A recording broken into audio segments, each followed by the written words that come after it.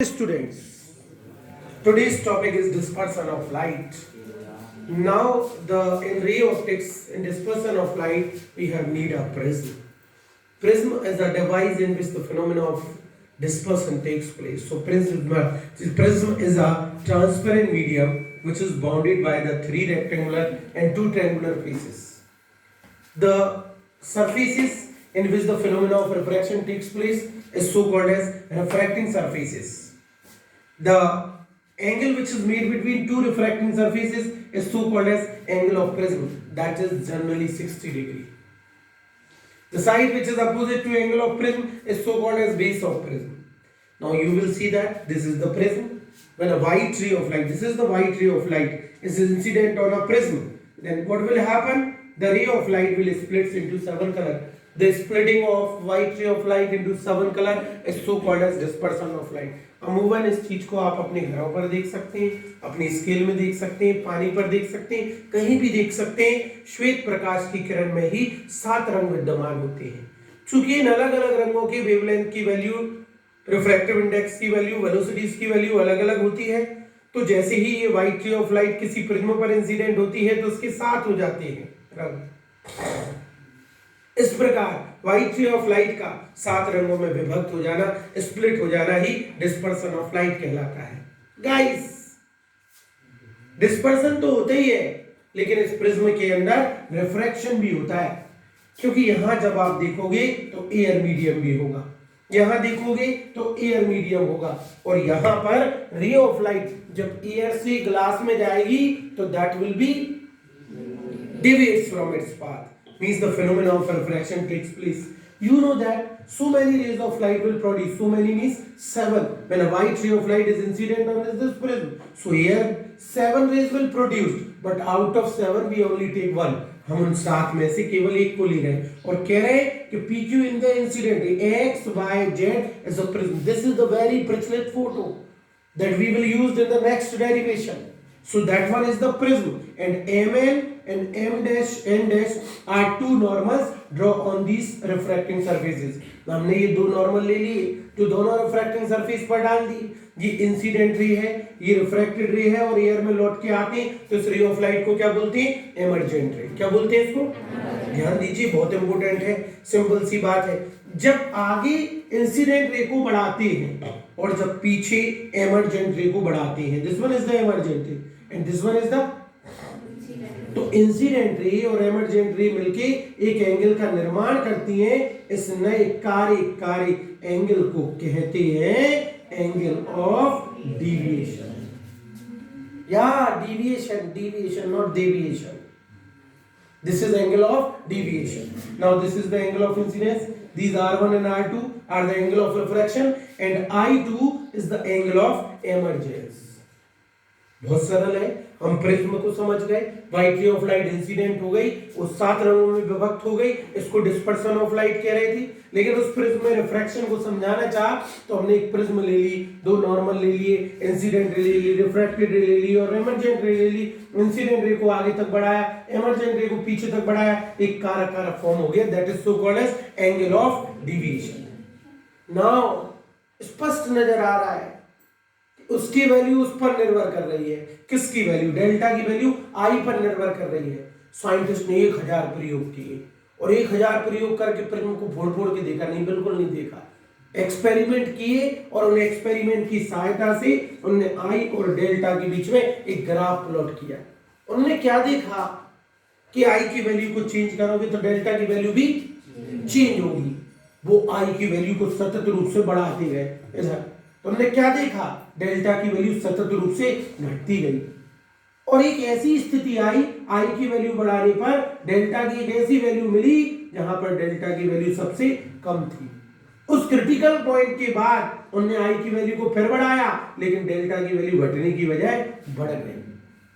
तो उस विशेष पॉइंट पर जब डेल्टा की वैल्यू उनको सबसे कम मिली, उस विशेष पॉइंट पर जो डेल्टा की वैल्यू सबसे कम मिलती है उसको कहते हैं एंगल ऑफ मिनिमम डिविएशन। क्या बोलते हैं उसको? अरे ये चित्र खुद बयान कर रहा है कि हम आई पर निर्भर कर रहे हैं, डेल्टा की वैल्यू आई के अकॉर्डिंग चेंज होगी, क्योंकि इंसिडेंट रे और इमरजेंट रे के बीच में बनने वाले एंगल को ही एंगल ऑफ क्या बोल रहे हो, डिविएशन। आई की वैल्यू को बढ़ाओगे डेल्टा की वैल्यू कम हो जाएगी। एक ऐसी स्थिति आएगी जब आई की वैल्यू को बढ़ाने पर डेल्टा की वैल्यू सबसे न्यूनतम होगी, उस न्यूनतम वैल्यू को कहते हैं एंगल ऑफ मिनिमम डिविएशन। और याद रखना, जब यहां पर एंगल ऑफ डिविएशन की वैल्यू सबसे कम मिलती है तो साइंटिस्ट ने देखा उस स्थिति में I1 equal to I2, angle of incidence is equal to angle of emergence होता ही है। वैज्ञानिक ने 1000 प्रयोग किए थे। And R1 will be equal to R2। तो कंडीशन प्राप्त हो गई कि how you can get the value of angle of minimum deviation whenever I1 equal to and R1 equal to, at that situation the value of angle of deviation will be minimum. Such minimum value of angle of deviation is so called as angle of minimum deviation. ये refraction through prism हो गया। जिस प्रकार एक medium से दूसरे medium में जब रे ऑफ लाइट जाती है तो अपने पास से डेविएट हो जाती है। यहाँ इस चैप्टर में जब व्हाइट रे ऑफ लाइट किसी प्रिज्म पर पड़ती है तो 7 रंगों में विभक्त हो जाती है। When a white ray of light, the splitting of white ray of light into 7 color by passing through a prism is so called as dispersion of light. यहाँ पर भी लेकिन रिफ्रैक्शन हो रहा है। और पिछले चैप्टर में जब रिफ्रैक्शन आपने स्टडी करी थी तो laws of two refraction are twos. Number 1 incident ray, refracted ray, normal point of incidence, all lie in the and what is the second law? The ratio of sin I upon sin R, that will be equal to mu, which is so called as refractive index of the medium. इस prism का भी refraction हो रहा है तो prism का जो refractive index होता है उसका फॉर्मूला होता है रिफ्रैक्टिव इंडेक्स ऑफ प्रिज्म। इस पूरी यूनिट का सबसे महत्वपूर्ण प्रश्न कई बार एग्जाम में आया है, 1000 बार MP board as well as CBSE board. Mu equal to sine A plus del M by 2 upon sine A by 2। Prism के लिए वैसे mu equal to Snell's law से क्या होता है, साइन आई अपॉन साइन आर, लेकिन प्रिज्म के लिए साइन आई की जगह ये प्रूव करेंगे और आर की जगह ये प्रूव करेंगे। This is the formula for refractive index of the prism. We will write it. Dear students, channel को सब्सक्राइब जरूर करें, पसंद ना आए तो भी सब्सक्राइब करें, टुनटुनी बजाएं, नीचे बेल आइकन आवाज आएगी टर्न, लाइक जरूर करें, अपने पड़ोसी बच्चों को शेयर जरूर करें। Now we will prove the formula for refractive index of a prism and we have this prism. Okay, these mn and m dash n dash are normals. We have to increase the incident ray, we have to increase the refracted ray at the angle which is so called as angle of deviation. Incident ray और emergent ray के बीच में जो angle बनता है वो angle of deviation होता है। This is I1, this is R1 and R2 are the angle of refractions and I2 is the angle of emergence. This is X, Q, O, R. Now it is a quadrilateral is here. X, Y, Z is a prism and A is the angle of prism. We will prove the formula for refractive index of this prism, and by Snell's law we know very well mu is equals to sin I upon sin R. So we have to create a problem sin I and sin R. If we have I and R, then definitely we will prove the formula for refractive index of prism.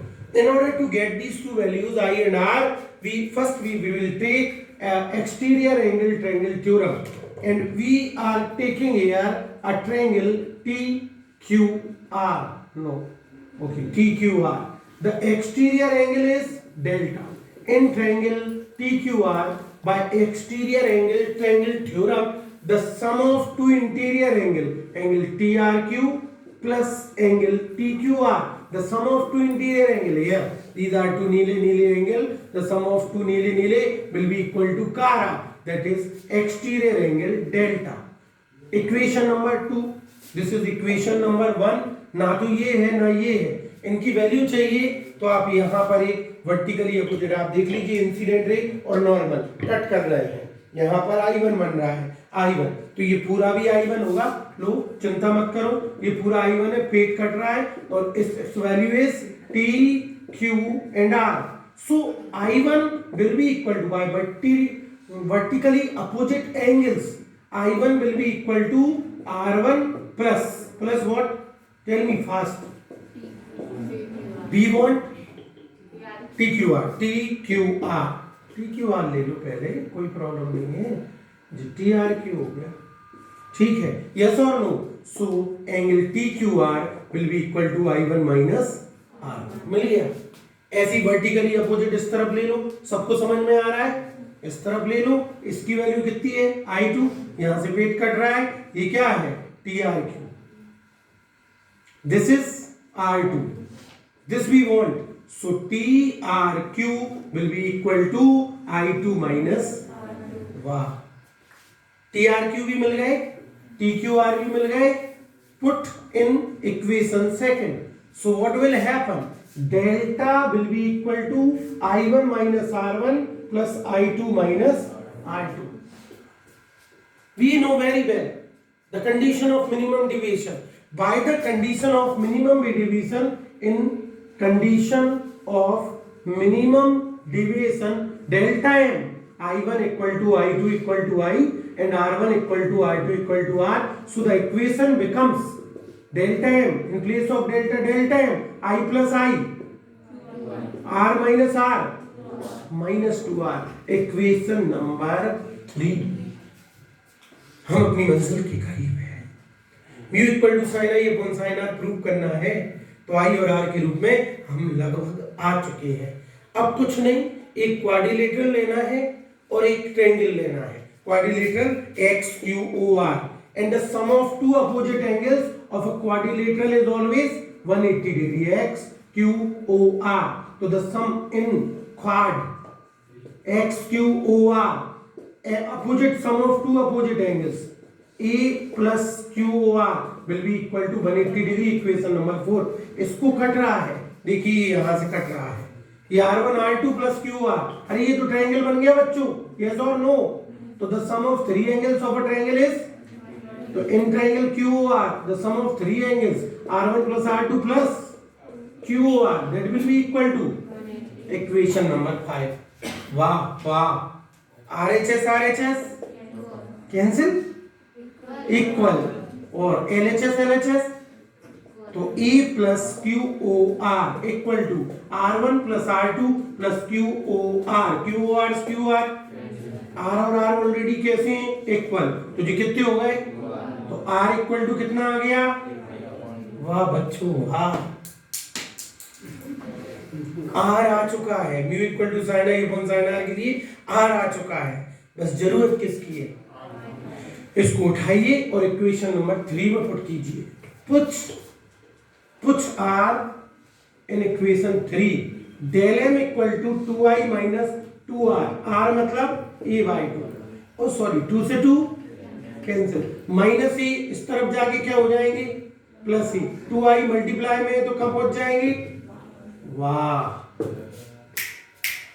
I equal to a plus del m by 2, R equal to a by 2, put I and R in equation 1 here, so mu equal to sin I मतलब a plus del m by 2, R मतलब a by 2, hence proved।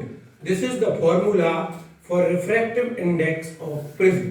Simple सी बात है, ये prism के refractive index का formula आ गया। Dear students, now we will discuss angle of deviation. The angle which is made between incident ray and emergent ray is so called as angle of deviation. तो this is the white ray of light, means incident ray, emergent ray we are taking the two colors out of 7, red and violet। now incident ray and red color, the angle of deviation is angle of deviation for red color, and this is the angle of deviation for violet color। from that diagram we concluded that the color having minimum wavelength having maximum value of angle of deviation। मतलब जिस रंग की wavelength की value कम होगी guys, उस colour का angle of deviation minimum होगा, और जिस कलर की वेवलेंथ मैक्सिमम होगी उस कलर का एंगल ऑफ डेविएशन मिनिमम, और जिस कलर की वेवलेंथ मिनिमम होगी उसका एंगल ऑफ डेविएशन मैक्सिमम होगा। आप समझदार हो, मुझे मालूम है तुम लोग चाय जरूर पीते हो। Now we will prove its a formula. Suppose we have mu equal to sin I upon sin r, a plus del m by 2 upon sin a by 2. If angle is small, then sin theta is nearly equal to theta. तो बताओ sin a plus del m by 2 is nearly equal to, and sin a by 2 is nearly equal to a by 2. Very nice. I am proud of you. So please convert this first equation like that. A plus del m by 2, एक नीले marker का डिब्बा, अभी 10 11 बजे तक दुकान खुल जाएगी, अपॉन a by 2, 2 से 2, और एक काले का, संभव हो सके तो रेड का भी एक डिब्बा ले आना। 2 से 2 कैंसिल हो गया, यस और no, cross multiply, mu a equal to a plus del m। a को इस तरफ ले आओ, मत शर्माओ, मत घबराओ, म्यू a माइनस a दोनों में क्या आ रहा है, तो del m equal to a into mu minus 1. Del m, angle of minimum deviation, is also the angle of deviation. Hence proved. Delta proportional to mu, and mu is inversely proportional to delta. जिस colour का wavelength कम होगा उसका mu ज्यादा होगा, उसके delta की value भी ज्यादा होगी। यही कारण है आप किसी भी रंग का कंपैरिजन कर सकते हैं उनके वेवलेंथ के आधार पर, विभव के आधार पर। पता ही है आपको, वॉयलेट की सबसे मिनिमम, उसका एंगल ऑफ डिवीजन सबसे मैक्सिमम, फिर उससे कम इंडिगो, फिर उससे कम एंगल ऑफ डिवीजन ब्लू, फिर रेड ऑरेंज ब्लू रेड, ये ऐसे सबसे कम रेड का एंगल ऑफ डिवीजन। ठीक है, rest of the chapter we will discuss tomorrow.